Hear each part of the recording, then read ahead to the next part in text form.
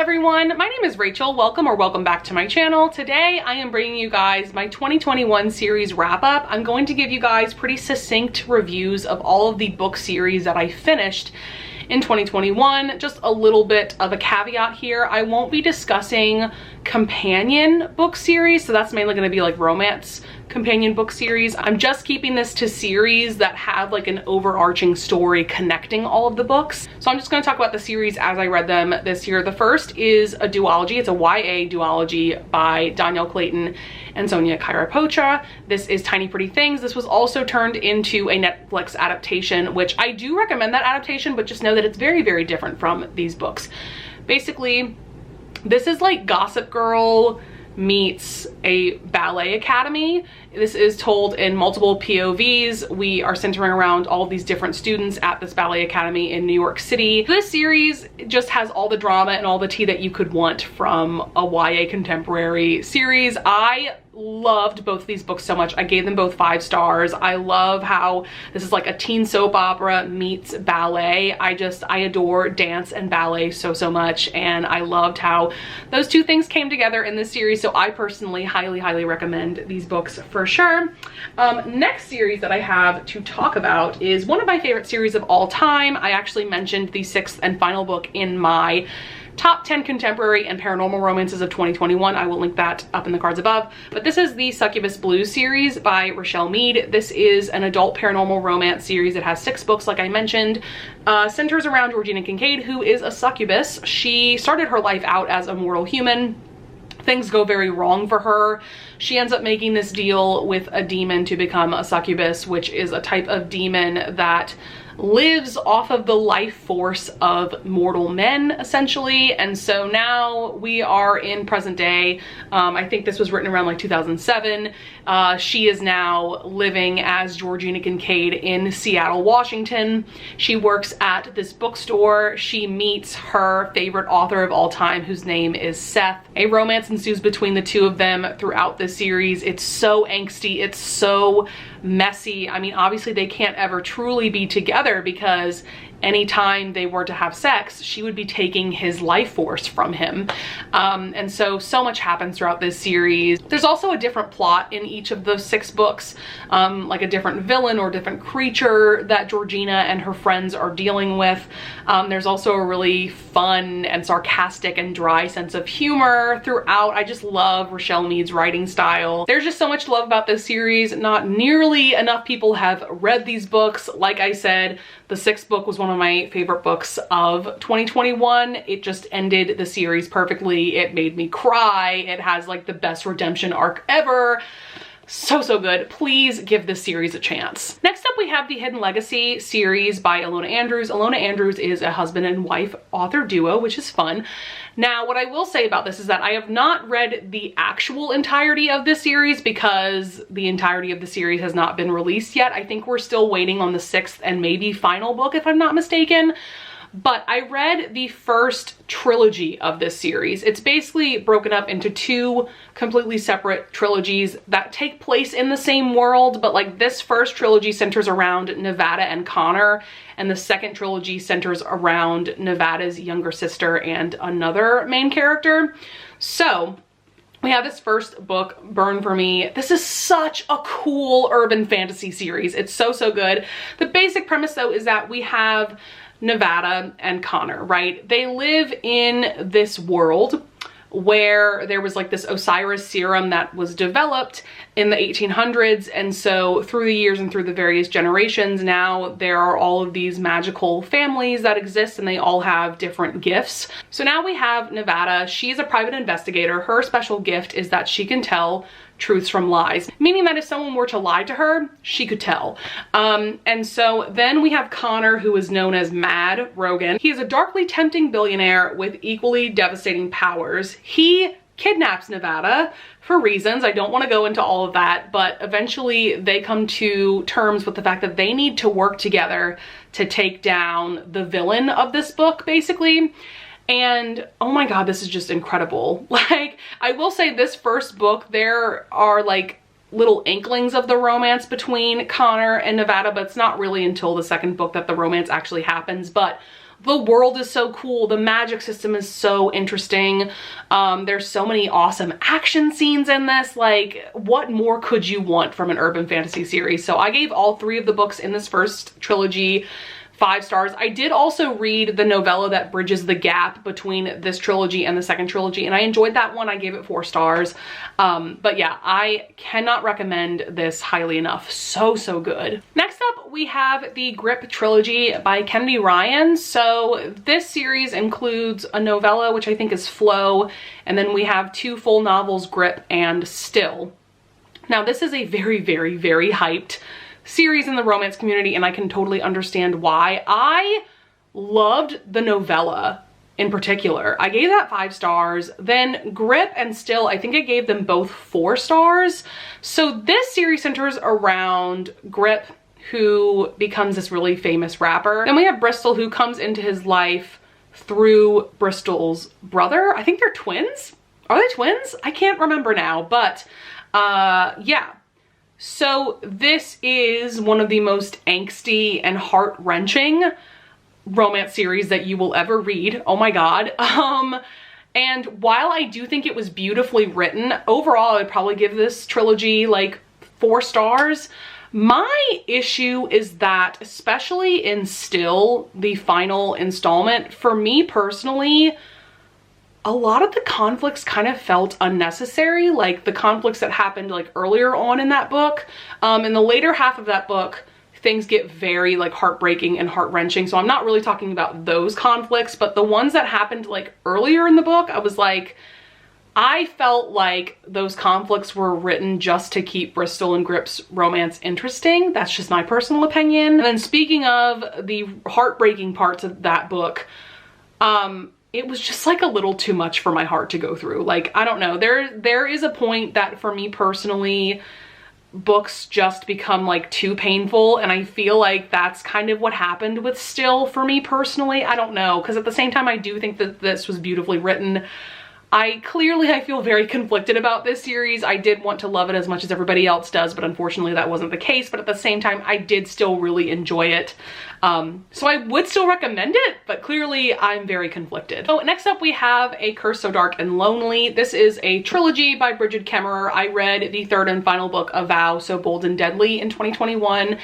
Here's the thing with this series. This first book, to me, is immaculate. I gave it 5 stars. It was one of my favorite books that I read in 2019. Book 2, A Heart So Fierce and Broken, I liked. I think I gave that 4 stars. For me, that book just felt very slow. The direction that Brigid Kemmerer took, especially Ren's character. So I guess let me just set up the plot before anybody gets confused. This is a Beauty and the Beast retelling.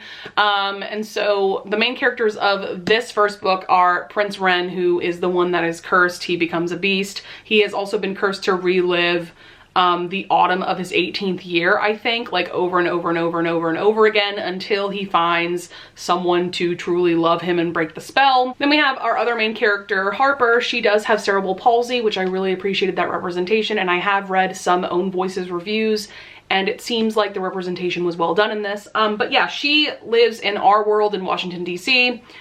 She ends up in Ren's world, which is a fantasy world. And so yeah, the first book is all about them, and then the second book is about Gray, who was one of the other main characters in this book, and then we are introduced to Liamara, who is the other major character in that second book. But basically the second book also completely changed Prince Ren's character in a way that I absolutely despised. I don't understand why Brigid Kemmerer felt the need to butcher his character in the way that she did. And yeah, that second book felt slow. And then the third book, I liked it slightly more than book 2, but Ren was still being terrible. Like, I hated him, and I was just, again, like, the pacing was slow. And I just feel like in both the second and third book, not just Ren's character, but like even Harper's character changed a lot in a negative way, and I just overall did not like how she wrapped up the series in general. I don't know, it was like fine, but not great. And so I'm just very disappointed. I'm left feeling very disappointed because of how amazing this first book is. Next up, we have the What He Doesn't Know series by Candy Steiner. So this is a series of 3 books that centers around Charlie, our heroine, and it is a love triangle between this guy Reese, who was a childhood friend of hers, and then I can't remember what her husband's name is, but yes, she is married at the beginning of this series. So it's a marriage in trouble story as well as a love triangle story because Reese comes back into her life. I think he starts teaching at the school that she's teaching at. So this is a very, very messy and angsty love triangle. There is cheating involved. I'm just gonna throw that out there now.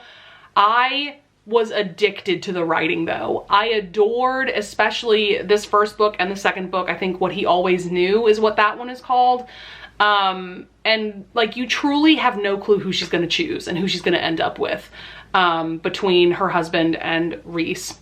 And then the third book is the romance of the guy that she doesn't choose. So I'm not gonna tell you who that is because that would be obviously a huge spoiler for this series, but I liked that third book. I didn't love it. It's an age gap romance and I personally just didn't really love the romance in it. Like, I don't know, it just like felt like an odd choice in terms of the heroine that Candy Steiner chose for that character. I don't know, it was just like kind of odd. So I gave that third book 4 stars, but the first 2 books are like perfection in my mind. Next up, we have Anna K by Jenny Lee. This is a duet. So we have Anna K, the first book, and then Anna K Away, which is the second and final book. So this is a retelling of Anna Karenina set in modern day New York City. We have Anna K, our main character, who is an Asian main character. We love to see that. This is basically like Anna Karenina meets Gossip Girl. It's told in multiple POVs. There is so much drama and tea, and it centers around this group of teenagers. They are all very rich. They go to this like elite private school, you know, obviously very reminiscent of Gossip Girl. I gave both of the books in this duet 4 stars. I really enjoyed them. I love teen soap operas in book form. That is candy to me. And I really liked how this incorporated elements of Anna Karenina. Even though I've never read that book, I do know the basic premise, and yeah, I just thought it was good. It was solid. I would recommend it. Next up is a series that clearly I loved because I featured one of the books in this series in my top 10 books of 2021, so I'll link that up in the cards above. But that is the Poppy War Trilogy by R.F. Kuang. Easily one of the most unique fantasy series that I've ever read. This is also an adult fantasy trilogy that I would recommend reading if you're someone that has exclusively read YA fantasy and you kind of want to bridge the gap into adult fantasy. I think this is a good one to go with. This basically is about Rin, our main character, who lives in this very poor village. She works her ass off to get into this military academy. And then there are fantastical elements incorporated having to do with gods. It's so fascinating. Also, if you don't know, this series is based off of wars that happened in real life. One of them is the Sino-Japanese War, which happened between 1937 and 1945. That is between China and Japan. And then the Opium Wars, which happened in the late 1800s between, I believe, China and Great Britain. It's fantastic. Book 2, The Dragon Republic, is everything. This first book is also great as well. The third book, I think we all have very conflicting feelings about that third book, but it's still pretty genius. I think that R.F. Kuang truly has a gift. Really excited about her next book. I believe her next book is like dark academia, which is exciting. Next up, I read this duet by Trisha Levenseller. I personally love Trisha Levenseller's YA fantasy books. This is Daughter of the Pirate King. So this is book 1 in a duology by her. The second book is Daughter of the Siren Queen. I gave both of these books 4 stars. I think that it's just a very solid YA fantasy series that also centers around pirates, which is awesome. I love this blurb on the back. It says, definitely for fans of Pirates of the Caribbean, fierce heroines, slow burning romances, and adventures that can turn sour in the space of a gasp. I think that is so accurate. It's basically about Alosa. She is sent on a mission to retrieve an ancient hidden map by her father. And she deliberately allows herself to be captured by her enemies, which gives her the perfect opportunity to search their ship for this map. And so we have Raiden, who is her main love interest, who is the first mate to the captain of the ship that she is now on. And things go on from there. it's really cool, really interesting. I don't really have much more to say than that. Next up, we have the Mindf series by St. Abbey. The first book is The Risk. This is a series of 5 novellas that center around Lana. She is a serial killer. Basically 10 years before the beginning of this series, her and her brother were brutally attacked by this group of guys from their small town where they grew up. And so now she is intent on killing all of the men that did this terrible thing to her and her brother in the past. Then we have Logan, our hero, Lana's love interest, and he is an FBI agent who specifically is investigating serial killers. Obviously, they're doomed from the start. And this series, in my mind, like perfectly balances the romance and the thrilling aspects of Lana killing these men and all of these like close calls where Lana like almost gets caught. Wow, it's like truly a masterpiece of a series. I can't emphasize enough though how dark this series is. Like really, you guys should look up the content warnings. It's very dark, but the last 3 novellas in particular to me were absolute perfection. I couldn't help but give those 3 novellas 5 stars. I think the way, like the direction she took this series is so amazing, so good. Definitely kept me on the edge of my seat. Each novella ends on a cliffhanger, like you just can't help but keep reading them. So good, highly recommend. Next up, we have the Filthy Rich American series by Nikki Sloan. Now, I have not finished the entirety of this series. There is one more book that I have to read, and I don't know that she's necessarily finished with the series, but I did read the first 3 books, which are a complete trilogy and are a complete story arc. The first 3 books center around Marist and Royce and McAllister, who is kind of sort of the villain of their story. And so this takes place in a very small elite business world, I guess you could say. And Royce and McAllister are father and son. They work for this bank. Marist kind of gets roped into their world. She ends up in a serious relationship with Royce, and I don't know, they eventually get engaged and married, but I can't remember like the timeline of when any of that happens. But then there's McAllister, who, like I said, is Royce's father. He starts playing very interesting mind games with both Marist and Royce. Things get very messy. Also, at the end of this first book, there is this initiation that is absolutely insane, but I could kind of guess where the story was going in regard to that. I don't think it's like a huge plot twist when the initiation itself happens. But yeah, I gave all 4 of the books that I've read in this series 5 stars. You can't help but be on the edge of your seat the entire time. It's crazy, but so good in my opinion. Next up, we have the Dark Side series by Christy Cunning. So Christy Cunning is actually the same author as St. Abbey, who I mentioned earlier. They're just different pen names. Unfortunately, this author recently passed away, which is really sad, but this is a paranormal reverse harem series. I actually featured this series in my worst books of 2021 video. I will link that up in the cards above. Basically, for me, the first 2 books in this series were perfection, and then the last 2 books in this series were not at all. This first starts out with our heroine, who's a ghost. We don't even know her name, but she's been trapped in this house where these 4 guys live who are demon slayers. So she's just been like observing their lives for the past couple of years. She's been falling in love with them while being a ghost, and like one day she just randomly becomes corporeal and things just get crazier from there. The plot of this series just truly goes in some crazy directions that you could never predict. And I really wanted more from the last 2 books of the series, but for me, like the direction of the plot was just like an odd choice. And also I felt that the pacing was slow in those last 2 books. So like I kind of recommend this series, but I kind of don't because of how I felt about the last 2 books. I don't know, clearly I'm very conflicted. Next up, we have the Night Huntress series by Janine Frost. So this is a paranormal romance series of 7 books. This centers around our main couple, Kat and Bones. At the very beginning of this series, Kat is half human, half vampire, which is very rare. I'm pretty sure she's like the only one in existence just because of how vampires work in this series. And then we have Bones, who is a full-blooded vampire.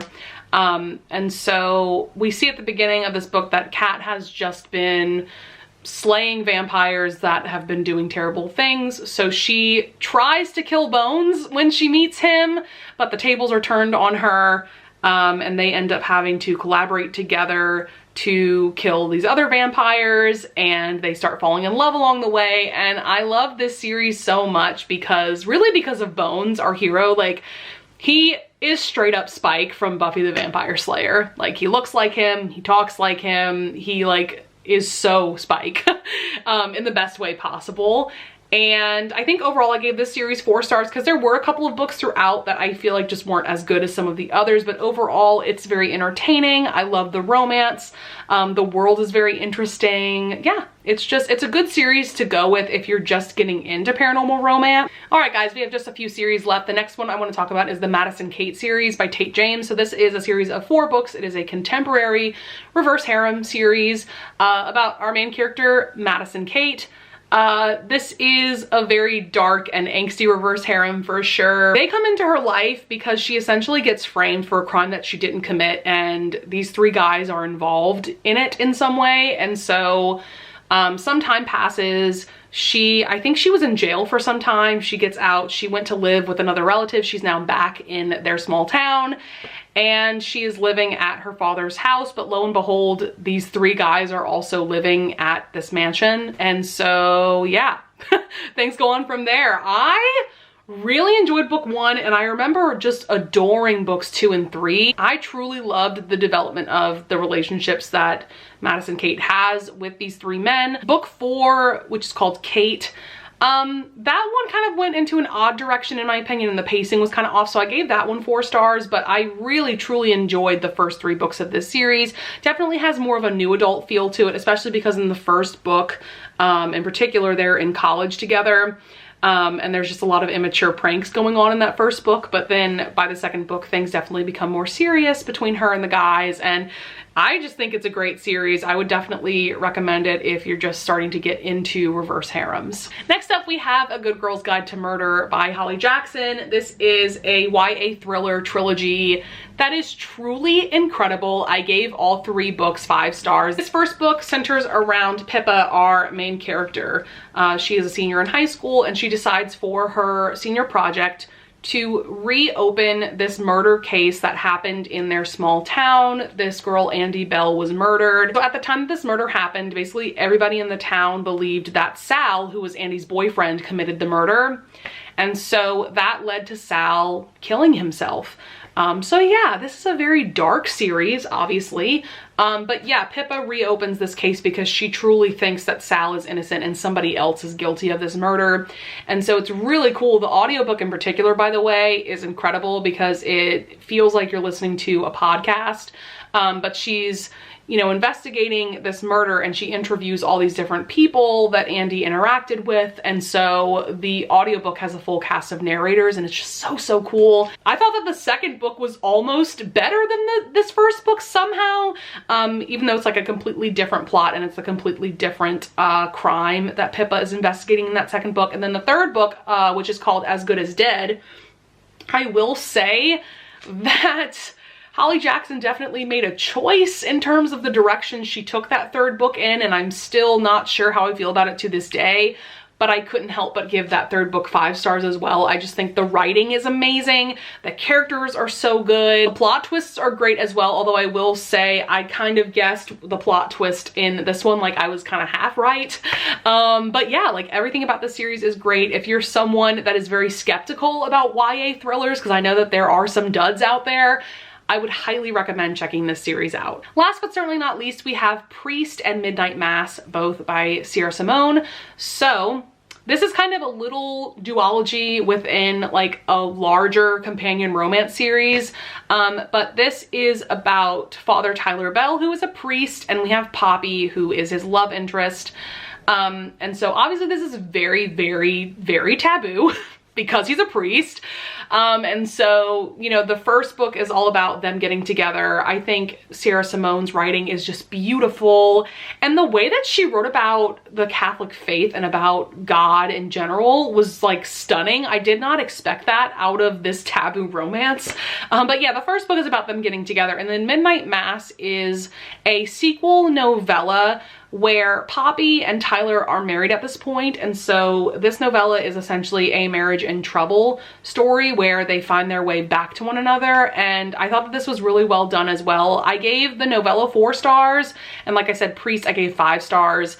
I can't wait to read even more in this series. I have since read Sinner and I really enjoyed that one as well. And I'm really looking forward to Saint, which is the most recent book that is out in this companion series. But I really loved Tyler and Poppy's story. Yeah, it's absolutely beautiful. All right, guys, that's going to be it for this 2021 series wrap up. I would love it if you would leave a comment down below if you want to tell me about some of the series that you've been reading throughout 2021. I would also love it if you would leave a like and subscribe, and I thank you so much in advance if you do, and I will see you guys in the next video. Bye!